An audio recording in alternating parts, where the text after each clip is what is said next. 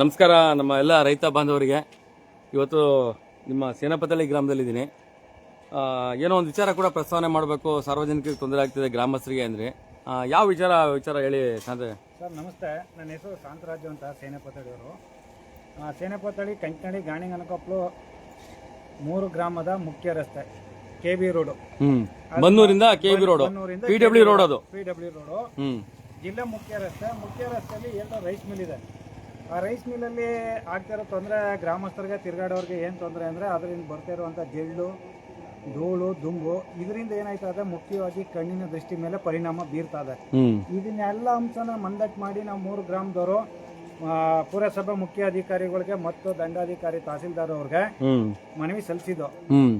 ಆದ್ರೂ ಇಲ್ಲಿ ತನಕ ಅವರು ಯಾವ ಕ್ರಮನೂ ಜರುಗಿಸದೆ ಮತ್ತು ಸ್ಥಳನ ಪರಿಶೀಲನೆ ಮಾಡಿ ಅರ್ಜಿದಾರರಿಗೆ ಯಾವ ಮಾಹಿತಿನೂ ತಿಳಿಸ್ತಾರೆ ಇರುವ ಕಾರಣದಿಂದ ನಮ್ಮಲ್ಲಿ ಆತಂಕ ಜಾಸ್ತಿ ಆಯ್ತದೆ. ಆ ಧೂಳು ಗಾಳಿ ಬರ್ತಕ್ಕೆ ಶಾಲೆಗೆ ಹೋಗೋ ಮಕ್ಳಿಗೆ ಮತ್ತು ಎತ್ತಿನ ಗಾಡಿಗೆ, ತಿರುಗಾಡುವಂತ ವಾಹನಕ್ಕೆ ಎಲ್ಲರ ಮೇಲೂ ಪರಿಣಾಮ ಬಿದ್ದು ಅಲ್ಲಿ ಹಲವಾರು ಆಕ್ಸಿಡೆಂಟ್ಗಳು ಆಗ್ತವೆ.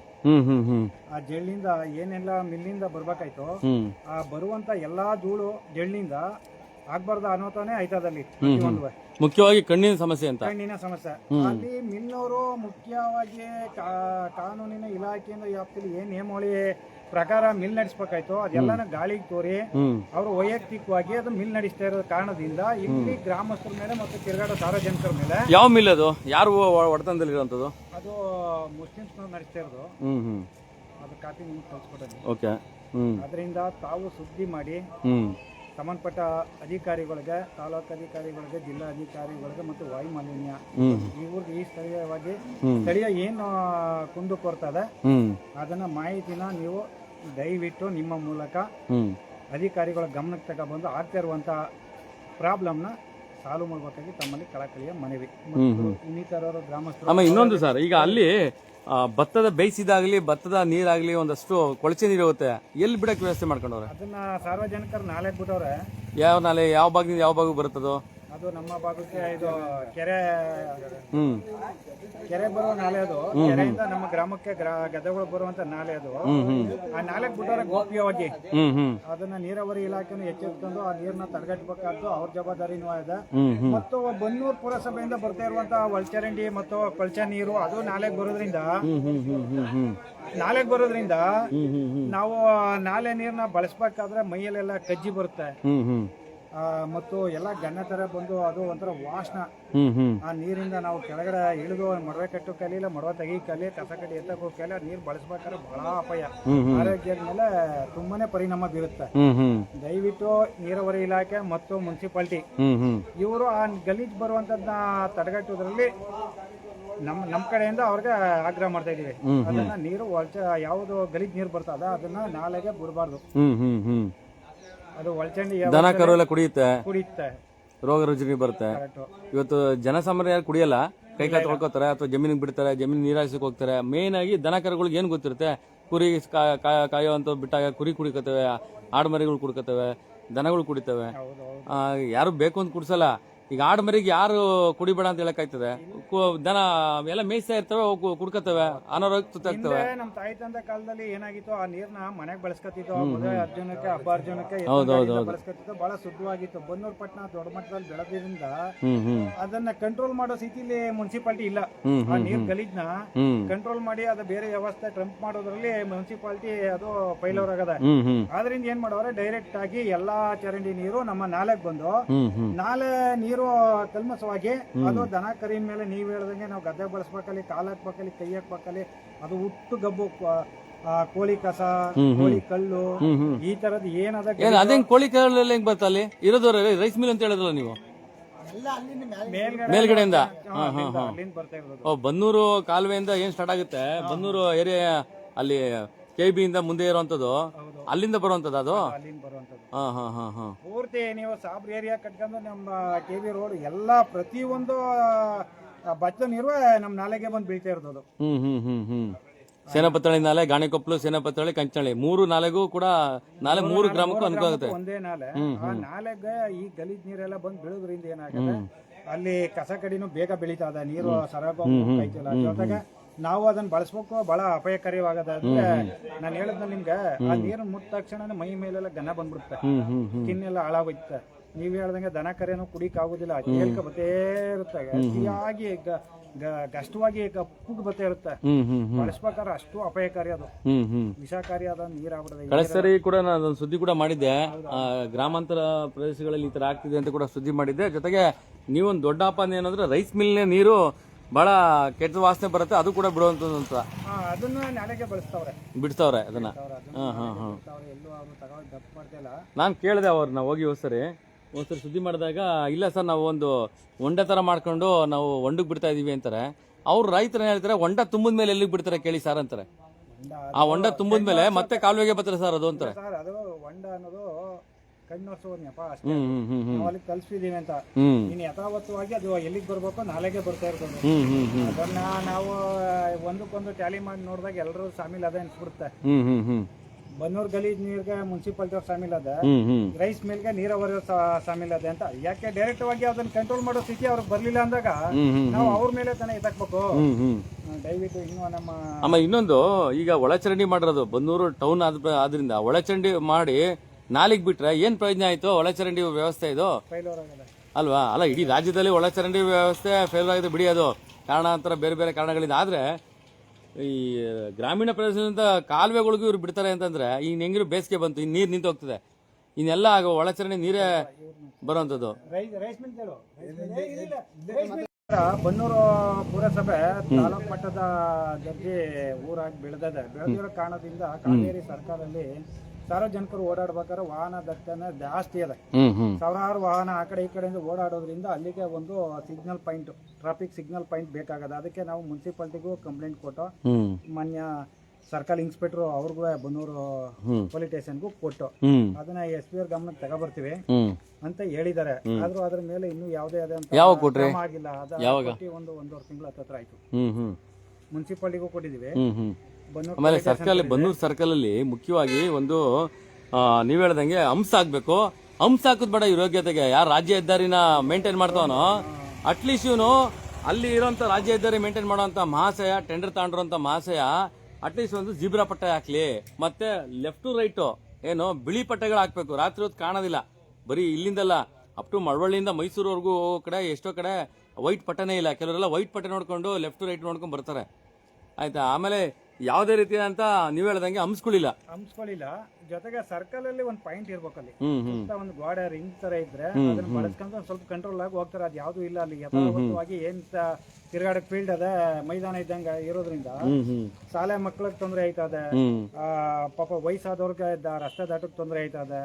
ವೆಹಿಕಲ್ ಓಡಾಡ್ಬೇಕಾದ್ರೆ ಈ ಕಡೆಯಿಂದ ಮಳವಳ್ಳಿ ಕಡೆಯಿಂದ ಮೈಸೂರು ಕಡೆಯಿಂದ ಪಟ್ಟಣದ ಕಡೆಯಿಂದ ನಮ್ ಕಡೆಯಿಂದ ಓಡಾಡೋದ್ರಿಂದ ಸಾರ್ವಜನಿಕರಿಗೆ ತುಂಬಾನೇ ಅನಾಹುತ ಆಯ್ತದೆ. ಅದರಿಂದ ಎಚ್ಚೆತ್ತುಕೊಂಡು ಇಲಾಖೆಗಳು ಇದ್ರ ಬಗ್ಗೆ ಸೂಕ್ತವಾದ ಅಲ್ಲ, ಮುಖ್ಯವಾಗಿ ಏನು ಅಂದ್ರೆ ಒಂದು ತಂಗುದಾಣನೂ ಇಲ್ಲ ಅಲ್ಲಿ. ತಂಗುದಾಣ ಎಲ್ಲಿದೆ? ಈ ಉರಿ ಬಿಸಿಲಲ್ಲಿ ಹೆಣ್ಮಕ್ಳೆಲ್ಲ ಹೋಗಿ ಟೀ ಹೋಟ್ಲ ಹತ್ರ ನಿಂತ್ಕೋತಾರೆ, ಮಳೆಯಲ್ಲಿ ಹೋಗಿ ನಿಂತ್ಕೋತಾರೆ. ಮತ್ತು ನಮ್ಮ ಸುತ್ತಮುತ್ತಲಿ ಗ್ರಾಮಸ್ಥರ ಮತ್ತು ಗ್ರಾಮಗಳ ಬೇಡಿಕೆ ಒಂದು ಇರೋದು, ನಮ್ಗೆ ಹೆಡ್ ಕ್ವಾರ್ಟರ್ ಆಗಿ ತಾಲೂಕು ಬನ್ನೂರು ತಾಲೂಕು ಆಗ್ಬೇಕು ಅಂತ. ಇದು ಸಾರ್ವಜನಿಕರವಾಗಿ ಆಗ್ರಹ. ಯಾಕೆಂದ್ರೆ ಇದು ಪುರಸಭೆ ಮೀರಿ ನಗರಸಭೆ ಹತ್ರ ಗಾಬ್ಕಾಲ್ ಇಡ್ತಾ ಇದೆ ಬನ್ನೂರು. ಆದ್ರಿಂದ ಇನ್ನೂ ಅದು ಪಟ್ಟಣ ಪಂಚಾಯತಿ ಇಲ್ಲ ಪುರಸಭೆಲೆ ಉಳ್ಕೊಂಡ್ರೆ ಮೂಲಭೂತ ಸೌಕರ್ಯದಿಂದ ಸುತ್ತಮುತ್ತಲಿಗೆ ಮತ್ತು ಬನ್ನೂರು ಪಟ್ಟಣಕ್ಕೆ ಅನ್ಯಾಯ ಮಾಡ್ದಂಗೆ ಆಗುತ್ತೆ. ನಮ್ಮ ಸಂಬಂಧಪಟ್ಟಂತ ರಾಜಕಾರಣಿಗಳು. ಇನ್ನೊಂದು ಕೂಡ ಹೇಳಿದ್ರಿ ನೀವು, ನಮ್ಮ ಸೇನಾಪತ್ತಳ್ಳಿ ಗಾಣಿಕೊಪ್ಪಲು ಅನ್ನೋ ಬೋರ್ಡ್ಗಳಿಗೆ ವಿನಾಕಾರಣ ಯಾವ್ದಾದೋ ಬೋರ್ಡ್ಗಳನ್ನ ನೇತಾಕ್ತಾರೆ, ಹೊರಗಡೆಯಿಂದ ಬಂದಂತವ್ರು ಕಾಣಲ್ಲ ಅಂತ ಈಗ ಜಸ್ಟ್ ಹೇಳಿದ್ರಿ. ಏನ್ ಅದು ವಿಚಾರ? ನಾವು ಅಲ್ಲೊಂದು ಸೂಚಕ ಫಲಕ ಹಾಕಿದ್ವಿ, ಗ್ರಾಮಕ್ಕೆ ಹೋಗ್ಬೇಕು. ಅಲ್ಲ, ಅದು ಕೇಂದ್ರ ಸರ್ಕಾರದ ನಿಯಮಾವಳಿ ಪ್ರಕಾರ ಗ್ರಾಮಕ್ಕೂ ಕೂಡ ಯಾವ ಗ್ರಾಮಕ್ಕೆ ಹೋಗ್ಬೇಕು ಅಂತ ಒಂದು ಎಲ್ಲ ರೀತಿಯ ಫಲಕಗಳಿದೆ, ನಮ್ಮ ಫಲಕಗಳು. ಫಲಕ ಹಾಕಿದೀವಿ. ಅಲ್ಲಿಗೆ ಏನ್ ಮಾಡ್ತಾರೆ, ಬನ್ನೂರು ಸ್ಥಳೀಯರು ಯಾರೇ ಮೃತಪಟ್ಟರು ಅದು ಫೋಟೋ ನೇತಾಕ್ತಾರೆ. ಜೊತೆಗೆ ಯಾರು ಫಿಲಂ ಸ್ಟಾರ್ ಹುಟ್ಟಹಬ್ಬ ಇದ್ರು ಅದನ್ನ ತಗೊಂಡೋಗಿ ನೇತಾಕ್ತಾರೆ. ಬರುವಂತ ಗ್ರಾಮಕ್ಕೆ ಬರುವಂತ ಜನಕ್ಕೆ ಯಾವ ದಿಕ್ಕು ಹೋಗ್ಬೇಕು ನಾವು ಅನ್ನೋದು ದೋತ್ತಾನೆ ಕನ್ಫ್ಯೂಸ್ ಅಲ್ಲಿ ಇರ್ತಾರೆ. ನಾವು ಅವ್ರಿಗೆ ಕನ್ಫ್ಯೂಸ್ ಆಗಬಾರ್ದು, ನೇರವಾಗಿ. ಯಾಕೆ ಕನ್ಫ್ಯೂಸ್ ಆಗುತ್ತೆ ಅಂದ್ರೆ, ಇಲ್ಲಿ ಸ್ವಾಮಿ ಕ್ಷೇತ್ರದಿಂದ ಗಾಣಿಕೊಪ್ಪಲಿಗೆ ಹೋಗುವಂತ ರೋಡ್ ಇದೆ, ಮುಖ್ಯ ರಸ್ತೆ ಬಂದು ಇದು, ಬಸ್ಸಿನ ರಸ್ತೆ ಬಂದು ಇದು. ಈ ಮೂಲಕ ಬರುವಂತ ಸಮಸ್ಯೆ ಆಗ್ಬಾರ್ದು ಅನ್ನೋದಕ್ಕೆ ನೀವು ಹೇಳ್ತಾ ಇದೀರಾ. ಇದು ಮಾಮೂಲಿ ರಸ್ತೆಯಾಗಿ ಉಳಿದಿಲ್ಲ, ಇದು ಜಿಲ್ಲೆ ಮುಖ್ಯ ರಸ್ತೆಯಾಗಿ ಉಳ್ಕೊತಿದ್ದು. ಅಂದ್ರೆ ಅದು ಅಂದ್ರೆ PW ಸೇರಿದೆ. ಇದು PW ಏನು ಬನ್ನೂರು ಸರ್ಕಲ್ ಇಂದ ಅಪ್ ಟು ಇಲ್ಲಿವರೆಗೂ ಕೂಡ ಅದು PW ಸೇರಿದೆ. ಇದು ವಯಾ ಬಂದು ನರಸೀಪುರ ಟಚ್ ಆಗುತ್ತೆ. ಇದು ಮುಖ್ಯ ರಸ್ತೆಗೆ ಲೆಕ್ಕಾಚಾರ. ಹಿಂದೆ ನಾವು ಬನ್ನೂರು ಗೌರ್ಮೆಂಟ್ ಹಾಸ್ಪಿಟ್ಲನ್ನ ಮೇಲ್ದರ್ಜೆಗೆ ಸೇರಿಸ್ಬೇಕು, ತಾಲೂಕು ಮಟ್ಟದ ಹಾಸ್ಪಿಟ್ಲ್ ಮಾಡಬೇಕು ಅಂತ ಮಾನ್ಯ ಮುಖ್ಯಮಂತ್ರಿಗಳಿಗೆ, ಆರೋಗ್ಯ ಮಂತ್ರಿಗಳಿಗೆ, ಸಮಾಜ ಕಲ್ಯಾಣ ಸಚಿವರಿಗೆ, ಜಿಲ್ಲಾಧಿಕಾರಿ DHO ಮೈಸೂರು ಮತ್ತು ತಾಲೂಕ್ THO ಇವ್ರಿಗೆ ರೈತ ಸಂಘಟನೆಯಿಂದ ಕಂಪ್ಲೇಂಟ್ ಕೊಟ್ಟಿದ್ದು. ಅವ್ರಲ್ಲಿಂದ ಒಂದು ಹಿಂಬಾರ ಬಂದಿತ್ತು. ಬಂದ್ಮೇಲೆ ಏನಾಯ್ತು, ಏನಂತ ಬಂತು, ಇದ್ರ ಮೇಲೆ ಆದಷ್ಟು ಸೂಕ್ತವಾಗಿ ಕ್ರಮ ತಗೋತೀವಿ ಅಂತ ಬಂತು. ಅಷ್ಟಕ್ಕೆ ಸೀಮಿತ ಆಯ್ತು. ಜೊತೆಗೆ ಅದು ಕೊಟ್ಟಾದ್ಮೇಲೆ ಒಂದು ಬಿಲ್ಡಿಂಗ್ ಓಪನ್ ಆಯ್ತು ತುರ್ತಾಗಿ, ಇಲ್ಲಿ ಅದೇ ಗೌರ್ಮೆಂಟ್ ಹಾಸ್ಪಿಟಲ್ ಅಲ್ಲಿ. ನಾವು ಕೇಳ್ಕೊಳ್ಳೋದು, ಏನ್ ಬಿಲ್ಡಿಂಗ್ ಅದು? ಅದು ತುರ್ತಾಗಿ ಅಂದ್ರೆ ಎಮರ್ಜೆನ್ಸಿಗೆ ಒಂದು ಬಿಲ್ಡಿಂಗ್ ಏನೋ ದಿನ ಬೀಗ ಹಾಕಿರ್ತಾರಲ್ಲ, ಯಾವ ಎಮರ್ಜೆನ್ಸಿ ಮಾಡ್ತಾರೆ ಇವರು? ಗೊತ್ತಿಲ್ಲ ಅದನ್ನ. ದಿನ ಬೀಗ ಹಾಕಿರ್ತಾರೆ. ನಾವೆಲ್ಲ ಅದ ಲಿಗುವಾಗ ವಯಸ್ಸೆ ನಾವು ದಿನ ನೋಡ್ತೀವಿ, ದಿನ ಬೀಗ ಹಾಕಿರ್ತದೆ. ಯಾವ ಎಮರ್ಜೆನ್ಸಿ ತಗೊಂಡೋಗಿ ಹಾಕೊಂಡಿದ್ರೆ ಇವರು? ನೋಡೋಣ, ಅದು ಬೇರೆ ವಿಚಾರ. ಇದು ಪುರಸಭೆ, ಬನ್ನೂರು ಪುರಸಭೆ 75,000ದಷ್ಟು ಜನಸಂಖ್ಯೆ ಇದ್ದು 10,000 ಮಕ್ಕಳಷ್ಟು ವಿದ್ಯಾಭ್ಯಾಸ ಮಾಡ್ತಾ ಇದ್ದು. ಇದನ್ನ ತುರ್ತಾಗಿ ತಾಲೂಕ್ ದರ್ಜೆ ಹಾಸ್ಪಿಟಲ್ ಆಗಬೇಕು ಅಂತ ನಮ್ಮ ಒತ್ತಾಯ. ಈಗ ಇನ್ನೊಂದು ವಿಚಾರ ನಿಮ್ಗೆ ಗೊತ್ತಿರಬೇಕು, ನಾನೊಂದು ಏಕಾಏಕಿ ಕೂಡ ಸುದ್ದಿ ಮಾಡಿದೆ, ಇಡೀ ರಾಜ್ಯದ ಮಾಧ್ಯಮಕ್ಕೆ ಯಾವ ಕೂಡ ಸುದ್ದಿ ಮಾಡಿರಲಿಲ್ಲ. ಆ ಸುದ್ದಿ ಏನು ಅಂತಂದ್ರೆ, ನಮ್ಮ ಬನ್ನೂರಿನ ಹೆಡ್ ಕ್ವಾರ್ಟರ್ ಏನು ಹಾಸ್ಪಿಟಲ್ ಇದೆ ಅಲ್ಲಿರುವಂತ ಸರ್ಜಿಕಲ್ ಡಾಕ್ಟರ್ಗಳು, ಅಂದ್ರೆ ಶಸ್ತ್ರಚಿಕಿತ್ಸೆ ಮಾಡುವಂತ ಡಾಕ್ಟರ್ಗಳನ್ನ ತೆಗೆದು ಈಗ ತಾಯಿ ಮಕ್ಕಳ ಆಸ್ಪತ್ರೆಗೆ ಆಗ್ತಾ ಇದ್ದಾರೆ. ಅದು ರಾಜ್ಯದ ಎಲ್ಲಾ ಕಡೆ ಇರುವಂತದ್ದು. Minimum 30 case ಬರ್ಬೇಕಂತೆ pregnancy. 29 ಬಂದ್ರು ಕೂಡ ಅಲ್ಲಿಗೆ ಯೋಗ್ಯ ಇರಲ್ವಂತೆ. ಈಗ MBBS ಡಾಕ್ಟರ್ ಬರ್ತಾರೆ ಈಗ ಅಲ್ಲಿಗೆ. ಅದು ತಾವು ಸುದ್ದಿ ನೋಡಿದ್ರೇನೋ ಗೊತ್ತಿಲ್ಲ. MBBS ಅನ್ನೋದೇ ಪ್ರಥಮ ದರ್ಜೆ, ಅಂದ್ರೆ ಎಲ್ಲಾ ಟ್ರೈನಿಂಗ್ ಆಗಿರುವಂತ ವ್ಯಕ್ತಿ ಇಂಥದ್ಕೆ ಅಂತ ಅವ್ರು MBBS ಮಾಡಿರುವಂತ ಡಾಕ್ಟರ್ ಸಳಿಂದ ಹಿಡಿದು ನಿಮ್ ಮೂಳೆವರೆಗೂ ಅವ್ರು ಟ್ರೈನಿಂಗ್ ಇರುತ್ತೆ. ಅವ್ರು ಮಾತ್ರ ಸರ್ಜಿಕಲ್ ಇರಲ್ಲ. ಅಲ್ಲೋಗಿ ಏನ್ ಮಾಡ್ತಾರ್ರಿ, ಈಗ ಅಲ್ಲಿ ಹೊಸದಾಗಿ ತಾಯಿ ಮಕ್ಕಳು ಹಾಸ್ಪಿಟಲ್ ಅಲ್ಲಿ ಪೇಷಂಟ್ ಕೂಡ ಬರಲ್ಲ, ಬರೋದಕ್ಕೆ ಪ್ರಚಾರ ಕೂಡ ಆಗಿಲ್ಲ.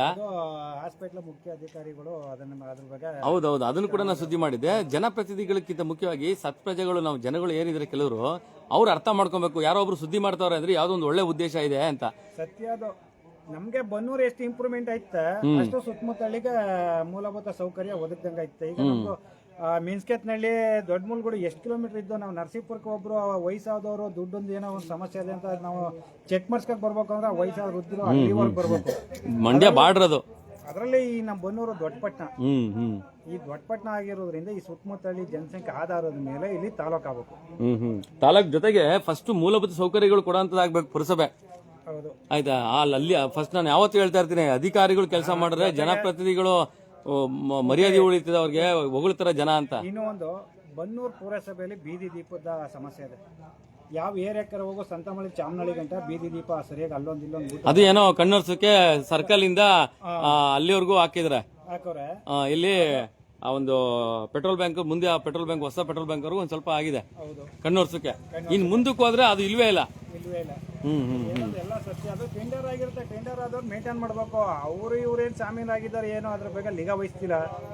ನಾವು ಸಾರ್ವಜನಿಕರು ಆದಷ್ಟು ಅಂಡರ್ ಗ್ರೌಂಡ್ ಕರೆಂಟ್ ಅಲ್ಲಿ, ಅಂಡರ್ ಗ್ರೌಂಡ್ ವಿದ್ಯುತ್ ಶಕ್ತಿ ತಗೊಂಡು ವೈರಿಂಗ್ ತಗೊಂಡು ಮಾಡ್ಬೇಕು. ಇವರು ಮೇನ್ ಲೈನ್ಗೆ ಹಾಕೊಂಡ್ಬಿಟ್ಟವ್ರೆ. ಆಯ್ತಾ? ಯಾಕೆ ಅದನ್ನ ಮಾಡ್ಬೇಕು ಅಂಡರ್ ಗ್ರೌಂಡ್ ಅಲ್ಲಿ ಅಂದ್ರೆ, ಅವ್ರಿಗೆ ಬಿಲ್ ಬರ್ತದೆ. ರಾಜ್ಯ ಹೆದ್ದಾರಿನ ಮೇಂಟೈನ್ ಮಾಡೋನ್ಗೆ ಬಿಲ್ ಬರ್ತದೆ. KEB ಬಿಲ್ ಕಟ್ಬೇಕು ಅವನು. ಅದೆಷ್ಟು ಕಟ್ಟಿದಿರೋ ಗೊತ್ತಿಲ್ಲ. ಅದೇ ಒಬ್ಬ ರೈತ 200 ರೂಪಾಯಿ ಕಟ್ಟಲಿಲ್ಲ ಅಂತಂದ್ರೆ ಕಿತ್ತಾಕ್ತೀನಿ ಅಂತ 16 ಸರಿ ಬರ್ತಾರಲ್ಲ ಇವ್ರು ಕಿತ್ತಾಕೋಕೆ. ಇಲ್ಲೆಲ್ಲ ಕಿತ್ತಾಕೋದು, ರೈತನ ಮನೆ ಮುಂದೆ ಎಲ್ಲ ಕಿತ್ತಾಕೋದು KEB ಅವರು. ಅಲ್ಲೋಗಿ ಕಿತ್ತಾಕ್ಬೇಕು ಅಧಿಕಾರಿಗಳ ಮುಂದೆ. ಮತ್ತೊಮ್ಮೆ ನಿಮ್ಮಲ್ಲಿ ಮನವಿ ಮಾಡೋದು ಒಂದೇ, ನಮ್ದು ಸೇನೆಪತ್ತಳ್ಳಿ ಬನ್ನೂರು ಮುಖ್ಯ ರಸ್ತೆ ಮಧ್ಯದಲ್ಲಿರುವಂತ ಪಕ್ಕದ ಮಿಲ್ಲು, ರೈಸ್ ಮಿಲ್ಲು, ಅದರಿಂದ ಆಗ್ತಾ ಇರುವಂತ ಸಮಸ್ಯೆ ಅಂದ್ರೆ ಜಳ್ಳು ಧೂಳು. ಅದು ನೇರವಾಗಿ ರಸ್ತೆಗೆ ಬರೋದ್ರಿಂದ ರಸ್ತೆಲಿ ಓಡಾಡುವಂತ ಜನಕ್ಕೆ ಮತ್ತು ದನ ಕರುಗಳಿಗೆ, ಶಾಲೆಗೆ ಹೋಗೋ ಮಕ್ಕಳಿಗೆ, ವಾಹನ ಓಡಿಸುವಂತವ್ರಿಗೆ ಕಣ್ಣಿಗೆ ಬಿದ್ದ ತಕ್ಷಣ ಆಮೇಲೆ ಮುಖ್ಯ ಇನ್ನೊಂದು ಯೋಚನೆ ಮಾಡ್ಬೋದು, ಟ್ರಾನ್ಸ್ಪೋರ್ಟಿಂಗ್ ಮಾಡ್ತಾರಲ್ಲ ಕೆಲವೊಂದು ವಸ್ತುಗಳನ್ನ. ಆ ಟ್ರಾನ್ಸ್ಪೋರ್ಟಿಂಗ್ ಮಾಡಿದಾಗ 10 ವೀಲು 12 ವೀಲ್ ಎಲ್ಲ ಬರ್ತಾವಾಗ ರಸ್ತೆ ಹಾಳಾಗ್ತಿದೆಯಲ್ಲ. ರಸ್ತೆ ಹಾಳಾಗ್ತಾರೆ. ಈಗ ಆಲ್ರೆಡಿ ಈಗ ಅದನ್ನು ಕೂಡ ಸುದ್ದಿ ಮಾಡಿ ಅಂತ ಕೂಡ ಕರೆದಿದ್ರೆ, ಆ ಮಧ್ಯದಲ್ಲಿ ನೀವು ಕೂಡ ಇದೇ ವಿಚಾರ ಹೇಳ್ತಾ ಇದ್ದೀರಾ. ಅದು ಕೂಡ ಸುದ್ದಿ ಮಾಡಿ ಅಂತ ಕಳೆ ಸಾರಿ ಕೂಡ ಸುದ್ದಿ ಮಾಡಿದ್ದೆ. ಅಲ್ಲಿ ನಾವು ಇದನ್ನ ಯಾಕೆ ಇಷ್ಟು ಕೇರ್ಫುಲ್ ಆಗಿ ಇಲಾಖೆಗಳು ಇದ್ರ ಮೇಲೆ ಗಮನ ವಹಿಸಬೇಕು ಅಂದ್ರೆ, ಆ ಚಾನಲ್ ಏರಿಯಾ ಐತೆ ನಮ್ಮಲ್ಲಿ, ಅಲ್ಲಿ ಅಗಲೀಕರಣಕ್ಕೆ ನಾವು ಗ್ರಾಮಸ್ಥರಿಂದ ಮನವಿ ಮಾಡಿದ್ದೇವೆ. ಅದು ಇರೋದು ಅಮ್ಮಮ್ಮ ಅಂದ್ರೆ 12 ಅಡಿ 13 ಅಡಿ ಅಷ್ಟು ವಿಸ್ತರಣೆ ಇರೋದು. 2 ಕಡೆ ಕಂಬ ಇದೆ. 2 ಕಡೆ ಕಂಬ ಇರೋದಿಲ್ಲ. ಒಂದು ಟ್ರಾಕ್ಟರ್ ಬಂದು ಒಂದು ಸ್ಕೂಟರ್ ಆ ಕಡೆ ಬರೋಕ್ಕಾಗೋದಿಲ್ಲ. ಅಂತ ವ್ಯವಸ್ಥೆ ಒಳಗಡೆ ಅದು ಕಾದಿದ್ದು ನಿಂತಿದ್ದು ನಾವು ಪಾಸ್ ಆಗ್ಬೇಕು. ರಸ್ತೆ ಅಗಲೀಕರಣನು ಮುಖ್ಯವಾಗಿ ಆಗ್ಬೇಕಾಗದ PWD. ಅಲ್ಲ, ಒಂದು ಮುಖನ ನೋಡಕ್ಕಾಗಲ್ಲ. ಯಾವ್ದೋ ಒಬ್ಬ ಇಂಡಸ್ಟ್ರಿಗೋಸ್ಕರ ರಸ್ತೆ ಅಗಲೀಕರಣ ಆಗಲ್ಲ. 12 ವೀಲು 10 ವೀಲು ಅವ್ರು ತಗೊಂಡು ಹೋಗ್ಬೇಕಾದ್ರೆ ಜವಾಬ್ದಾರಿನ ತಗೊಂಡು ಹೋಗ್ಬೇಕು. ಒಂದು, ಆಮೇಲೆ ರಸ್ತೆಗಳು ಹಾಳಾಗೋದು PWD ರಸ್ತೆಗಳು, ಆಯ್ತಾ? ಪುರಸಭೆ ರಸ್ತೆಗಳಲ್ಲ ಅದು ಮುಖ್ಯವಾಗಿರುವಂತದ್ದು. ಮತ್ತೆ ಅನಧಿಕೃತವಾಗಿರುವಂತ ಕೆಲವೊಂದು ಕೈಗಾರಿಕೆ ಉದ್ಯಮಗಳು ನಡೀತಾ ಇದೆ, ಆಯ್ತಾ? ಅವ್ರು ಅದು ಜವಾಬ್ದಾರಿ ತಗೊಬೇಕು. ಯಾರ್ಯಾರ ಲೈಸೆನ್ಸ್ ಏನಿದೆ ಅಂತ ಚೆಕ್ ಮಾಡ್ಬೇಕು ಇವರು. ಹೌದೌದೌದು. ಅಲ್ಲ, ಅಲ್ಲೊಂದು ಮರ ಕೊಯ್ ಮಿಲ್ಲದ ಹಾ. ನೇರವಾಗಿ ಏನಂದ್ರೆ ಅವರು ಫುಟ್ಪಾತ್ ಮಾಡಿಕೊಂಡಿಲ್ಲ ಗಾಡಿ ವಾಹನ ಅದನ್ನ ನಿಲ್ಸ್ಕೊಳಕ್ಕೆ ಡಂಪು ಲೋಡಿಂಗ್ ಮಾಡಕ್ಕೆ ಆ ಮರ ಕೊಯ್ ಮಿಲ್ನವರು ಅಷ್ಟೇ ಅವ್ರು ನಿಲ್ಸಿರೋದ್ರೆ ಏನೈತೆ ಅಂದ್ರೆ ಒಂದ್ ಗಾಡಿ ಬಂದ್ರೆ ಇನ್ನೊಂದ್ ಗಾಡಿ ಪಾಸ್ ಆಗೋಕ್ಕಾಗಲ್ಲ. ಅವಾಗ ತುಂಬಾನೇ ಸಾರ್ವಜನಿಕರ ಸಮಸ್ಯೆ ಉಂಟಾಯ್ತು. ಅಲ್ಲ ಬೆಳಿಗ್ಗೆ ಹೊತ್ತಾದ್ರೆ ಹೆಂಗೋ ಹೋಗ್ಬೋದು, ರಾತ್ರಿ ಕರೆಂಟ್ ಇರಲ್ಲ, ಯಾರೋ ಒಬ್ರು ಬೈಕಲ್ಲಿ ಬರ್ತಾರೆ ಅಥವಾ ಯಾರೋ ಒಬ್ರು ಸೈಕಲ್ ಬರ್ತಾರೆ. ಈಗ ಹಳ್ಳಿ ಜನಗಳೆಲ್ಲ ಓಡಾಡೋದೇ, ನೀವೆಲ್ಲ ಸೈಕಲಲ್ಲೇ ಓಡ್ತೀರಾ ಜಾಸ್ತಿ, ಕೆಲವರೆಲ್ಲ ಹಳ್ಳಿಯವರು. ಅವಾಗಾದಾಗ ಬಹಳ ಕಷ್ಟ ಆಗುತ್ತೆ. ಪಕ್ಕದಲ್ಲಿ ಕಾಲುವೆ ಇದೆ. ಮತ್ತೊಮ್ಮೆ ಮಾಧ್ಯಮದ ಮಿತ್ರರಲ್ಲಿ ಮನವಿ ಮಾಡುವುದು, ಇಲ್ಲಿ 108 ಸಮಸ್ಯೆಗಳಿವೆ. ಇದಕ್ಕೆ ಆದಂಥ ಒಂದು ಇಲಾಖೆ ಇದೆ. ಇಲಾಖೆ ಕಣ್ಣು ಕೂತೂರಲ್ಲಿ ಈ ಸಮಸ್ಯೆಗಳೆಲ್ಲ ಗೋಚರ ಆಯ್ತದೆ. ದಯವಿಟ್ಟು ತಾಲೂಕು ಆಡಳಿತ, ಜಿಲ್ಲಾ ಆಡಳಿತ ಈ ಕಡೆ ಕಣ್ಣಾರಿಸಿ ಈ ಸಮಸ್ಯೆಗಳ ಬಗ್ಗೆ ನಿಗಾ ವಹಿಸಿ ಇಲ್ಲಿ ಇರುವಂತ ತೊಂದರೆನ ಸರಿಪಡಿಸ್ಕೊಡ್ಬೇಕಾಗಿ ತಮ್ಮ ಮೂಲಕ ಕಳಕಳಿ. ನಾನು ಕೇವಲ ಸುದ್ದಿ ಒಂದೇ ಮಾಡಲ್ಲ, ಸುದ್ದಿ ನಾನು ಯಾವತ್ತೂ ಕೂಡ ಹೇಳ್ತಾ ಇರ್ತೀನಿ, ಸುದ್ದಿ ಮಾಡಿ ಸಂಬಂಧಪಟ್ಟಂತೆ ಇಲಾಖೆ ವೆಬ್ಸೈಟ್ಗಳು ಕೂಡ ಹಾಕ್ತೀನಿ, ಇಲಾಖೆಯ ಅಧಿಕಾರಿಗಳ ಮೇಲೂ ಕೂಡ ಹಾಕ್ತೀನಿ.